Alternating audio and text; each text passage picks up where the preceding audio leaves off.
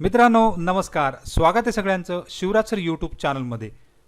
आजचा व्हिडिओ आहे एक वेगळाच। तर या ठिकाणी सर्व विद्यार्थी ज्यांची डीबीटी येत नाही आहे किंवा मॅप्स योजनाबद्दल जे आहे, शासकीय कर्मचारी यांच्यासाठी सुद्धा अपडेट आहे, त्याचबरोबर पेन्शनर्स जे आहेत त्यांच्यासाठी सुद्धा महत्त्वाची गोष्ट आहे। म्हणजे या ठिकाणी विद्यार्थी बँक अकाउंट असतील, सॅलरी अकाउंट असतील, काही कर्मचाऱ्यांची शासकीय असतील, शासकीय कर्मचाऱ्यांची आणि पेन्शन अकाउंटसुद्धा असतील।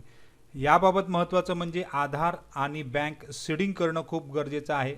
आधार बँक सीडिंग किंवा मॅपिंग नसेल तर तुमचा जो पेन्शन असेल, शासकीय कर्मचाऱ्यांचा पगार असेल, हा शक्यतो आधार डीबीटी मार्फतच दिला जाणार आहे। त्यामुळे ज्या अकाउंटला तुमचं सीडिंग आहे त्याच अकाउंटला पडणार आहे। तर 2 मिनिटात तुम्हाला आधार मॅपिंग करावे कसं किंवा करायचं कसं आहे याबद्दल डिटेल सांगणार आहे। तर जाऊ डायरेक्ट डिटेल व्हिडिओकडे।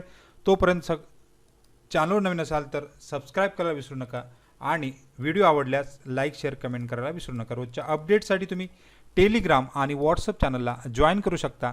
सगळ्याच लिंक खाली डिस्क्रिप्शनमध्ये मिळून जातील।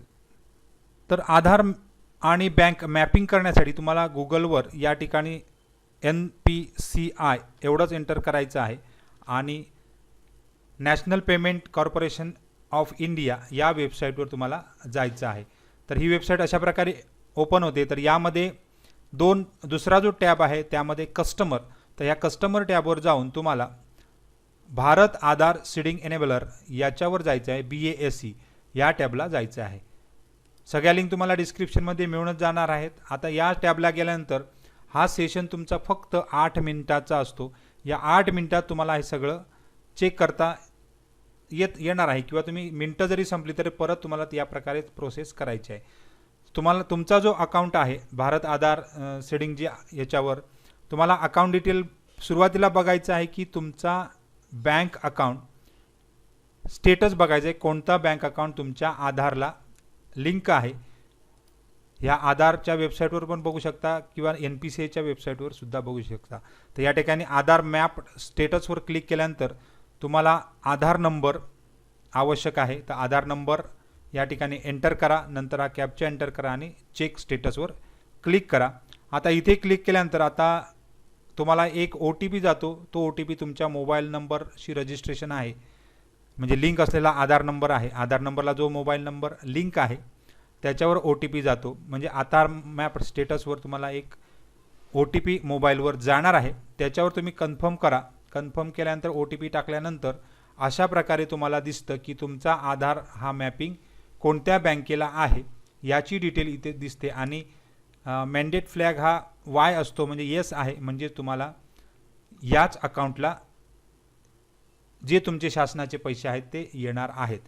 शासकीय पेन्शन असेल, शासनाचा पगार असेल तर याच अकाउंटला येणार आहे जो आधारला मॅप्ड आहे त्याच।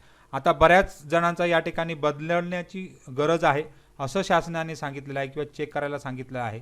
तर तुम्हाला दुसऱ्या टॅबला जायचं आहे, परत लॉग इन केल्यानंतर आता पहिला आपण इथे गेलो, स्टेटस चेक केला, नंतर पुढे जायचं आहे सीडिंग डिसीडिंग या टॅबला जायचं आहे। त्याच्यामध्ये सीडिंग आणि डिसीडिंग हा टॅब आहे। परत एकदा तुम्हाला सीडिंग डिसीडिंगमध्ये आधार नंबर एंटर करायचा आहे, नंतर इथे सीडिंगवर क्लिक केल्यानंतर तुम्हाला 3 ऑप्शन येत आहेत। जर तुमचा आधार सीडिंग नसेल तर फ्रेशवर करा। सेम बँकेमध्ये जर 2 अकाउंट असतील तर हा ऑप्शन घ्यायचा आहे आणि शक्यतो आता एका बँकेमधून दुसऱ्या बँकेत करायचं असेल तर तिसरा ऑप्शन म्हणजे मूवमेंट हा ऑप्शन घ्यायचा आहे, movement from one bank to other bank. तर इथे तुम्हाला अशा प्रकारे सिलेक्ट करायचं आहे, movement to one bank to other bank. इथे मी दाखवलेलं आहे।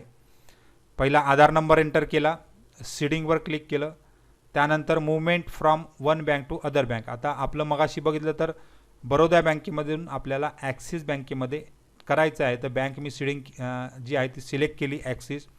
त्यानंतर त्या बँकेचा अचूक नंबर टाकायचा आहे जो तुमचा अकाउंट नंबर आहे, ज्या बँकेत तुम्हाला सीडिंग करायचं आहे त्याचा अचूक नंबर या ठिकाणी एंटर करा। 2 वेळा एंटर करायचा आहे, इथे आणि इथे, आणि नंतर हा कॅप्चा टाकून सबमिट करायचा आहे। म्हणजे स्टेप्स छोट्याशा आहेत, फक्त आपण एका बँकेमधून दुसऱ्या बँकेमध्ये करतो आहे। तर ज्या बँकेत आपल्याला करायचे त्याची डिटेल इथे टाका, नंतर पुढे चला। पुढे चल्यानंतर तो ॲग्री टर्म्स अँड कंडिशन्स विचारतो, तर त्यासुद्धा ॲग्री करून कंटिन्यू करायचं आहे. त्यानंतर परत एकदा विचारलं जातं की your Aadhaar number is currently mapped to bank of Baroda, म्हणजे आताच्या स्थितीला तुमचा बँक ऑफ बरोदाला मॅप आहे.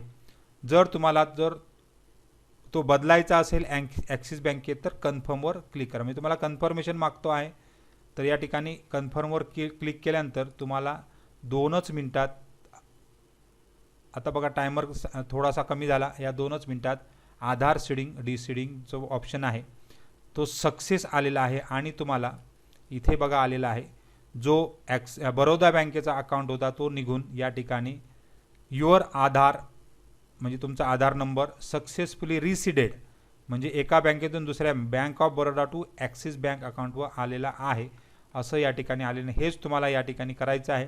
म्हणजे तुम्हाला ज्या अकाउंटला ट्रेझरीला दिला असेल तोच अकाउंट या ठिकाणी फक्त सीड करून घ्या, म्हणजे तुम्हाला काही अडचण येणार नाही.